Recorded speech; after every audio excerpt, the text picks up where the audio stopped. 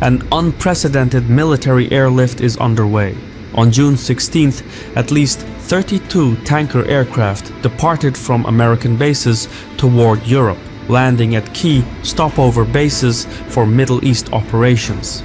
The mission remains undisclosed, but it's not for some military exercise. A fleet of 32 tankers can support well over 200 combat aircraft operating at the same time. Meanwhile, on the other end of the globe, the USS Nimitz Carrier Strike Group has cancelled its scheduled port call in Vietnam and left the South China Sea. It is headed toward the Middle East to join the aircraft carriers that are already there. This kind of buildup usually signals preparations for a large-scale air campaign. If America plans to support Israel's campaign offensively, these tanker planes and aircraft carriers would be among the most critical assets. In the coming days, the United States may find cause to get directly involved if it hasn't already. The drumbeats are distant, but they're marching this way. For days, Netanyahu has urged Trump to join the war against Iran. He may have finally given in to the pressure. Recently, he demanded Iran's unconditional surrender and claimed the US knows the supreme leader's exact location but will not target him for now. This story was picked up by nearly 250 sources, so it made quite the headlines.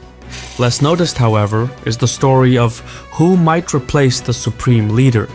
Days earlier, Reza Pahlavi, Iran's exiled crown prince, called on the country's security forces to cut ties with the regime and support a mass uprising. This is a major development. Iran has no coherent opposition to speak of, which is why all previous uprisings failed. But with the crown prince stepping in as a dark horse candidate, a unified opposition could emerge.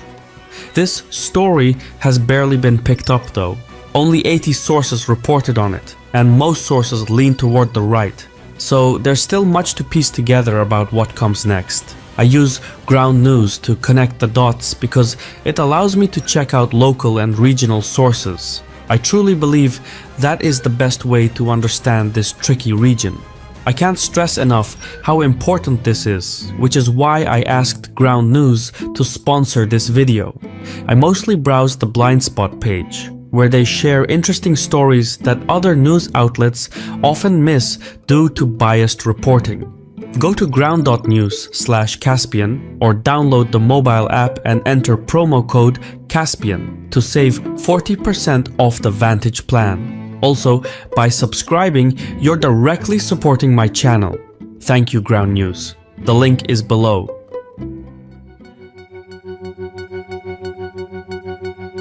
Israel's airstrikes have hit hard but not deep enough. Satellite imagery shows damage at Natanz, which is Iran's main uranium facility. Key buildings have been leveled and more than a dozen top scientists have been killed. This building, for instance, turns weapons-grade uranium into uranium metal, which forms the core of a nuclear weapon. Rebuilding it could take up to a year. However, the real problem remains. Iran's most protected site, the Fordo fuel enrichment plant, is buried deep inside a mountain near Qom. Encased in reinforced concrete, the facility is believed to be beyond the reach of any Israeli weapon known to exist. It was built in secret and only publicly unveiled in 2009. Since then, Fordo has been at the center of international attempts to curb Iran's nuclear program. But Iran has other ultra-secure facilities to rely on besides Fordo. Tehran has recently been building an even deeper, more fortified site known as Pickaxe Mountain Plant. It is built straight into a mountain just a few kilometers south of Natanz.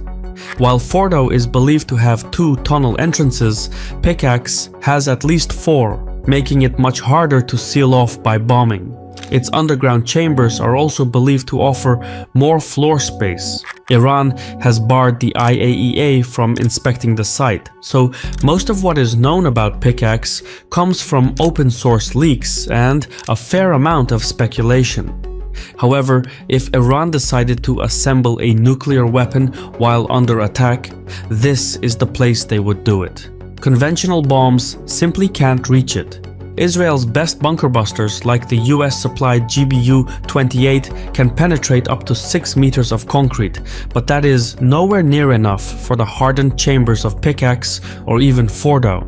The only weapon that stands a chance of getting through is the GBU-57 massive ordnance penetrator. This 13,000 kilogram bomb can smash through 61 meters of concrete. It is the most sophisticated bunker buster we know of. But only the US Air Force can deploy it, using the B-2 bomber. No other aircraft is configured to carry it, and Israel has no B-2 bombers. So, to destroy Iran's nuclear program, Natanz, Fordo, and Pickaxe will have to be taken down, and only America can pull the trigger. Admittedly, air power alone may not be enough. Special forces would have to be deployed on the ground to confirm the destruction of each site, but the bottom line is that American involvement, especially in aerial operations, is inevitable. Most of the US tanker aircraft landed in Italy, Spain, and Germany at bases that typically serve as launch pads for operations in the Middle East. Morro Air Base in Spain is one such example. It is a place where tanker aircraft specialize in taking off to refuel B-2 bombers in the air. Doing so would then allow the bombers to keep flying to the Middle East to carry out attacks. So, what we're seeing is the formation of an air corridor designed to sustain a prolonged assault. A fleet of 32 tankers can keep over 200 combat aircraft in the air at the same time. There is no need for that kind of support in a region where the US already has a massive footprint. So, either America is preparing to strike Iran directly, or it is setting up a refueling mission over Iraq or Syria to let Israeli jets carry more bombs instead of external fuel tanks.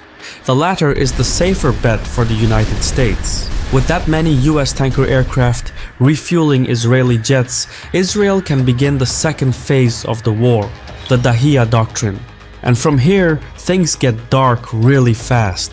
The Dahiya Doctrine is a controversial military strategy that involves the use of overwhelming firepower, including attacks on civilian infrastructure to deter enemies. It is named after a suburb of Beirut that was heavily bombed during the 2006 Lebanon War. The doctrine is designed to inflict massive destruction, pressure civilians to turn against local officials, and shift blame onto non-state actors who operate within civilian areas. Former Israeli General Gadi Eisenkot described it bluntly: if a rocket is fired from a village, the entire village becomes a target. Israel is expected to apply that in Tehran, which would explain the additional tanker aircraft en route to the region. They're going to ramp up the aerial assault. The casualties would be enormous. Already, a mass exodus of civilians is underway, with many fleeing Tehran for safer ground. Critics argue the doctrine violates key principles of international law, namely the distinction between civilians and combatants, the requirement for proportionality, and the prohibition on collective punishment under the Geneva Convention. That is all very true, but sometimes power makes its own rules, and the world has no choice but to move on. This is the war American, Israeli, and Iranian policymakers have prepared for the last 40 years. It has all come down to this: Iran knows the United States is likely to join Israel in attacking its nuclear program. In anticipation, Iran has held back most of its hypersonic missiles, storing them deep underground in bunkers where Israeli bombs can't reach. These missiles, designed to evade standard defenses, including the Iron Dome, are not meant for symbolic retaliation. They are reserved for targeted, high-impact strikes on key US military assets across the periphery if America gets involved directly. Iran's strategy could include military bases such as the British Air Force Base, Akrotiri, and the Andreas Papandreou Air Base, both in Cyprus. These two are used for surveillance and regional operations and would make for top priority targets Other targets could include the Al Udeid Air Base in Qatar, which serves as America's main regional command center.